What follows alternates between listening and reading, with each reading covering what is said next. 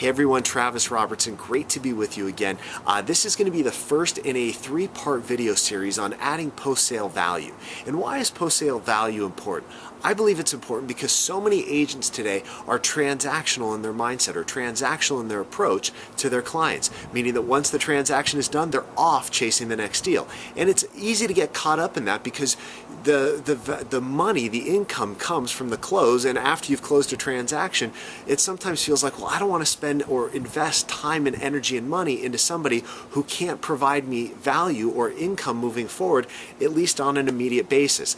And the reality is that post-sale value is where our repeat and referral business comes from. So how do you do that? How do you provide that value? We're going to break it down into kind of three different ways. And the first thing we're going to talk about is what should happen in that first 30 days. What happens in that first 30 days after the transaction, after the close, and how do you start adding value? Well, the obvious first answer is you give them a closing gift. You provide that post-sale closing gift. So the transaction is done and you give them a gift, but here's the deal. Too many agents give gifts that don't have any sort of lasting value, meaning that I can use it, maybe it's a gift card to Home Depot or a restaurant or something in the area, and while those are nice, they're thoughtful, the reality is if I'm using it, I'm not probably thinking of you, or maybe I am once. The problem is after I've used up that gift card, after I've used up that gift, I no longer think of you. So there's some great things that you can do, some great ideas that you can come up with that start adding value, but at the same time keep your logo, keep your brand, keep your marketing in front of them. So what are some examples of this? Got a client by the name of Camille Earhart in Lake of the Ozarks who's doing a wonderful, wonderful thing. This is a very resort community, second home community, and one of the things that she's doing, because it's a big boating community, is she's creating these boating packages, these boating gift packages, and it's got a nice bag that they can take on the boat. It's got blankets with their logo on it. It's got, koozies and different things that they can use to keep their drink cool, but it's got their logo on it. And these are things that if people are buying in Lake of the Ozarks on a lake, they're going to be using them on an ongoing basis. So she's staying in front of them with these gifts, and they're things that people don't tend to want to throw away because they go, this is practical. This is something I'm going to use on a regular basis.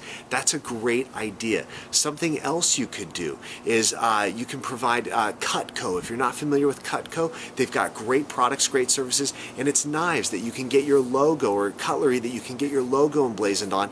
And look, these are things that people tend not to throw away. I could use a new set of knives in case anybody wants to get me some Cutco knives, but it's just, these are fun things that you can do, and because I hate sharpening my knives, let's be honest, as do most people. So rather than sharpen my knives, I'd rather just get a new knife set. So here's the deal. These are the types of things that you can do, but what else beyond just the closing gift can you do that is different, that's going to add value, that's going to set you apart? Here's a great question to ask your clients after the sale. Is there anything that you have a question with? Are you having any issues?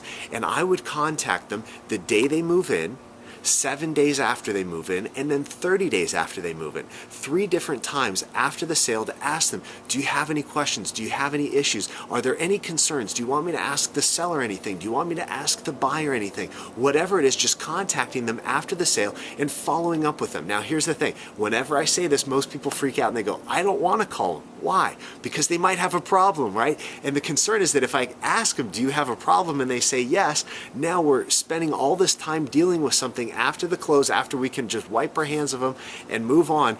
It's concerning because we go, I don't want them to have any problems, and if they have a problem, it's going to reflect poorly on me, right? That's the concern. Here's the reality.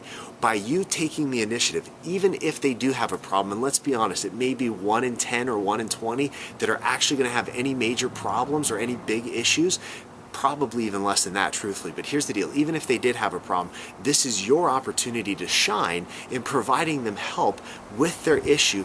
And look, nobody else is doing this in the industry. Very few people actually call somebody after the close, after the sale, and ask them if there's help or if there's anything that you can help them with. And by doing that, you set yourself apart from the rest of the competition, adding value, helping them in a wonderful way, and guess what? They're much more likely to refer you, much more likely to recommend your services, talk about the incredible thing that you've provided to them, the incredible help that you were, and that's where your repeat and referral business is going to come from.